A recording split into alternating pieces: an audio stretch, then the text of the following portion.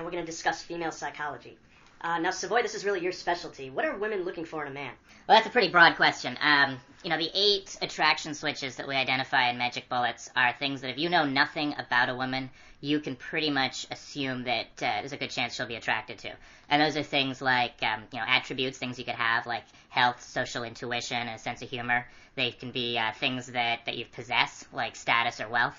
And most importantly, they can be what we call outcomes. Things that, hey, if you've got these 5 other attributes going for you, you're also going to have these 3 things. And that's going to be pre-selected by women, so other women are interested in you, that you are confident, and that you are a challenge. And actually, it's kind of interesting because, guys over the centuries have learned how to fake status and fake wealth and all of that stuff, but it's a lot harder to fake confidence and fake pre-selection and things like that. So that's actually what women tend to do the process backwards. They'll see a guy that's confident and a challenge and pre-selected by other women, and that will make her interested in him, or at least curious about him, because guys that have that tend to genuinely have all the other things that women are looking for.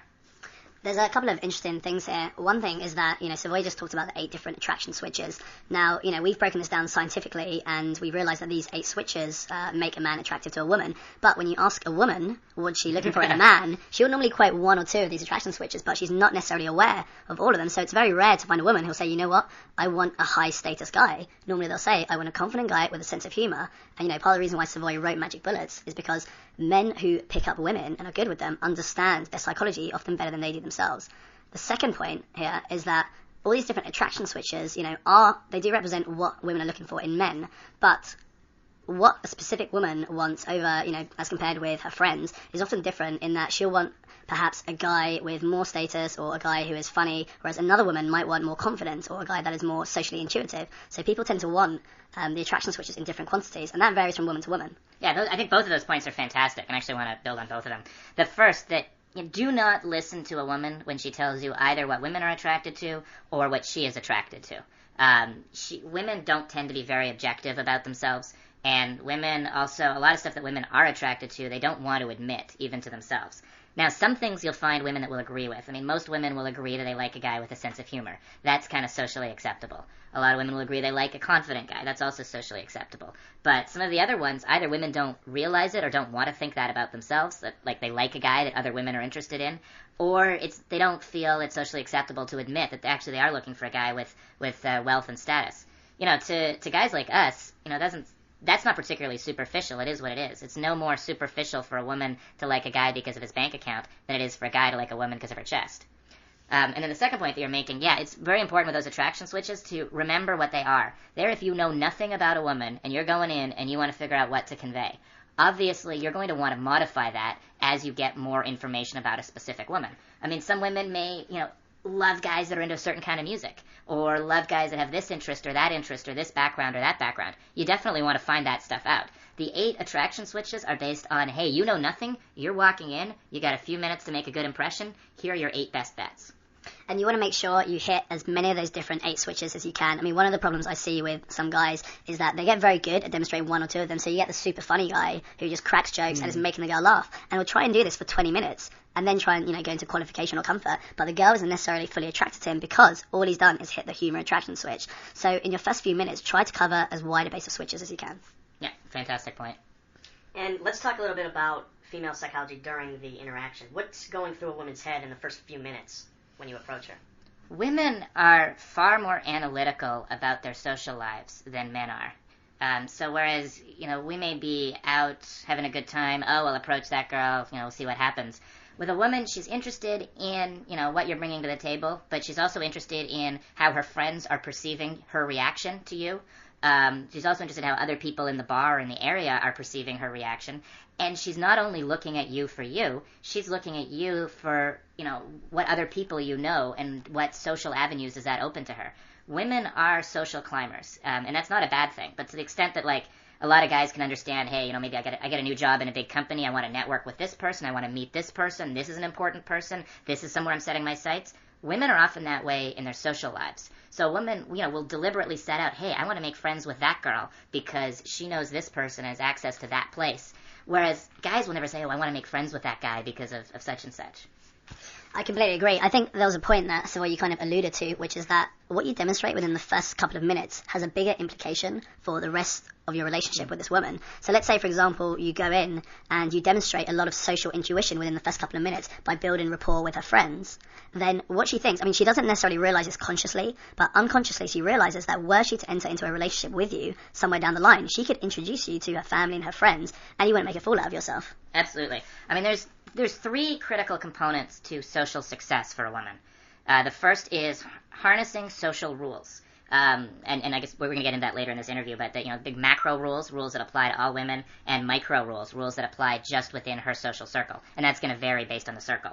So you may find a woman that's really reluctant to do something when, maybe it's just kiss you, maybe it's go to the bar with you, maybe it's give you your phone number, maybe it's just engage in a conversation, because that violates a rule of her and her friends when they go out. I'll give you a quick example and I'll get to the other two. There's an A-list bar in Los Angeles that we go to all the time, and I was talking to this girl there, and she kept glancing around pretty nervously, and after about 2 minutes, she said, my friends would kill me if they saw me talking to you. And I figured, it's just she's got a boyfriend, the usual or whatever. No, their rule is we don't talk to guys we don't know. And that's to preserve their social status within that venue. I mean, they'll network with all the celebrities that come in, the club owner, people they get introduced to. But random guys, there's a lot of pressure on these women from the other women in the group not to talk to random guys, because it kind of lowers everyone down to the level where, well, just Joe off the street can come hit on you. The other two are her reputation, which, I think is, we'll cover that, but I think it's pretty standard for a lot of guys. And the third is her connections with men and with women. So these three things, keep in mind, because they govern a ton of female sexual and dating behavior. Now, when you just mentioned that these particular girls had a rule that they don't approach anyone they don't know, wouldn't you think that they'd be afraid that they'd be missing out on a very important person? No, it's not so much that. But I mean, here, like 9s and 10s, they don't tend to go to random places on random nights. They usually, 9s and 10s, when they go out to clubs, there's usually a small number of clubs that they tend to hit over and over, and they build status within there. Remember, social status is very important to women. And that's why a lot of women will manage other women's behavior in their group. Like, if two girls won't want their friends to hook up with you, partly it's out of jealousy, and partly it's out of competition or fear for their safety or whatever, but partly it is they don't want they don't want to be perceived as being friends with the easy girl, because easy is low status for most women. So they don't want to be tarred with that same feather. So there's a lot of peer pressure within these groups to only talk to cool guys or only talk to elite guys, or, in this particular extreme example, not to talk to any guys who don't come pre-recommended at all. It's funny, actually, Spoy. I was just thinking, my girlfriend at the moment, she told me that when she goes out with her friends, they often have competitions for who can take the most numbers. But the rule is, that's as far as they go. They only take numbers from nightclubs. And I think, part of doing this is, as you talk to the woman, feel your way through, what the rules are. Like, as you said in that example, the girl will say, this is really bad because my friends have this rule, I shouldn't be doing this. So you start to get a feeling for the rules that she has, these micro rules within her group, and then you tailor your interactions so you can break through that by hitting the appropriate attraction switches and by pacing that, by saying, look, I understand that, but, we're having this incredible conversation and I'd really like to continue it. Yeah, I absolutely agree with that. And you'll see the same girl in different places or with different friends, and different rules will apply. Most women will, like I said, are very analytical about their social networks, and they will consciously have different friends they do different things with. So some friends, maybe the friends they go out and party and go crazy with, whereas others, they're going to be a little more conservative with. And it's not just about who you talk to. There's other micro-level rules that you hear. Like, you ever hear women say, we came together, we're leaving together? That's the rule of that group. The first time some girl goes home with you, instead of going home with the rest of the group, her social value will be trashed among those friends, because she broke the rule. Another one is we don't wait in lines. You see that a lot with women that are competitive to get waved through the velvet rope at high status clubs. And some women will just look down on any of their friends that would be willing to wait in a line in that case. This is actually a great opportunity to demonstrate your social intuition, to, explain to the girl that you have an understanding about their rule, even before she said it. You can normally figure it out by, as Savoy said, the girl's looking around worried about her friends. If you say to her, look, I understand, you're here with friends, and you probably shouldn't be talking to random guys. So show you that you have that understanding, and then she'll be more attracted to you. Yeah, I would completely agree with that. Why is sense of humor such an attractive quality to a woman? Sense of humor actually predates language. It actually even predates humanity. There are other species that have a form of laughter. It serves, in evolutionary time, it serves a very valuable purpose. Like, you can even see monkeys today, when they fight, when they play fighting, they will laugh to communicate that, this isn't for real. They're just playing. Laughter in modern society, it makes you feel good. It releases good chemicals, and that's obviously important. But I think more than that, there's two other things. It is a bonding agent. When a bunch of people laugh together, they feel closer to each other. And secondly, it's a tension release. So a lot of the routines, in the Love Systems Routines Manual, if you read them, they're not going to make you laugh. But, even if a woman reads them, she's not going to laugh. But if you deliver them properly with appropriate pauses, like to use Styles', famous best friends test, you don't go up, the punchline for that isn't, you guys make the exact same facial expressions. It's you guys make the exact same facial expressions. That's what gets girls to laugh. It's that pause that builds up tension, and then you release it. Humor is definitely an attraction switch you want to be aware of, because, often you'll get into long conversations with girls and you'll think, I've been demonstrating so much value in my lifestyle. She's seen me with all these other girls, but then the conversation is taking quite a kind of serious turn and you think, I need to release the tension, as Savoy says. So be aware of it. You don't want to have the girl just, laughing all the way through the interaction, because that's what a comedian does, and comedians generally don't get laid. So make sure you just have a balance where, if you've been talking seriously for a while, throw in a little joke, release that tension. And why do you think women typically are attracted to the bad boy type? I think the thing with bad boys is it's the ultimate representation of the confidence switch. It's taking it a step further than just having, confidence to go and do something, and it's the confidence to take real risks. This is something I realized in the last couple of years, that the willingness to take risk is incredibly, incredibly attractive to women. And again, it goes back to what I was saying before about what you do within the first couple of minutes of speaking to her has a wider implication for, how you're going to be with her later on. For example, taking the risk to go up to, the 10 in a nightclub and talk to her demonstrates that you're a guy who's willing to take risks in your life and potentially be successful in business, in your physical fitness, in your social circles, because you're willing to take those big chances. Yeah, I would definitely agree with that. You've got confidence and you've got excitement. And look, it's... it gets back to, a lot of guys, I think, have the belief that women's sexual decision-making should be fair. Like, wow, I'm really nice and sweet, and I'd be really nice to her, so she should date.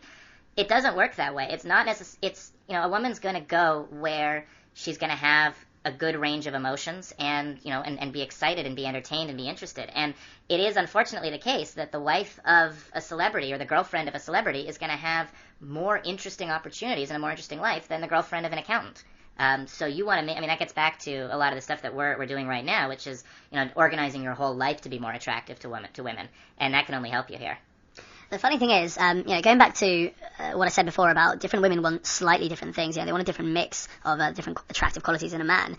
Value is relative. So to a girl that has been with bad boys her entire life, if you come along and you're a charming, kind of intelligent guy, then she'll probably be like, well, you know what, this guy's different to the last 10 rock stars I've been with, and I quite want to be with him. But, for most girls, they haven't been with that kind of bad boy or that rock star. They've been with boring, nice guys. So when someone shows them something that is completely outside their reality and, shows them this whole brand new exciting world, that's very, very attractive to them. And what women want can change from second to second. I remember I was actually dating a 9 or a 10 even before I got into dating science. It was just one of those big coincidences, and I was super lucky. And I just met her at some bar, and I said something really stupid to her, and then I asked her phone number, and lo and behold, I got it, and I called, and I just happened to call at the right time, and things worked. And she told me later that she had decided that day, after breaking up with some other guy a couple weeks before, that she, as of today, she's going to give nice guys a chance. And I hear you both laughing at it, because I probably don't typify the nice guy anymore. But at the time, I typified the nice guy, and I just happened to have gotten there on that day. So it is. I just want to reemphasize Sol's point on that, is that it does change, and variety and excitement is definitely a part of it. This is why, generally you'll find it easier to pick up when you're traveling or when you're in a different country, because girls want something that's different to what they're used to. If you live in, say, Barcelona and you meet, the kind of typical Spanish guy every weekend in a bar, and then some dashing American in kind of Las Vegas attire with an American accent like Savoy comes along, then it's going to be something different, and you're going to think, you know what? None of my friends regularly hook up with guys like this. I could be the one with the coolest story out of all my friends. Yeah, and I want to come back to another thing that Sol was saying earlier about how just approaching a 10 gives you some value to her. My girlfriend now is actually just telling me a story, and she's a clear 10, and most of her friends are as well. And she's like, look, she doesn't really understand why we do what we do, which is pretty typical among most beautiful women. But her experience is when she goes out with her friends, they'll get a table somewhere, it'll be a bunch of beautiful women, and they'll see guys staring at them the whole night, staring, looking, checking them out, nudging each other, pointing, and then eventually somebody gets drunk enough that their friends are able to push them over. so that he goes and approaches. And he'll go approach and be really drunk and really stupid for about 2 minutes until they get rid of him. And then nobody else will approach because now they're the bitches in the corner that are unapproachable. So, don't necessarily think that, 10s are unapproachable or that there's some barrier that you have to master getting 7s and 8s before you get it. I gave up on dating 7s. They're just so frustrating most of the time that I'm like, I'm just going to, it's going to take forever at this rate to start dating 10s if I'm going to go up 1 point on the scale, all the time. So I just started going for 10s and found it a lot easier than I would have thought.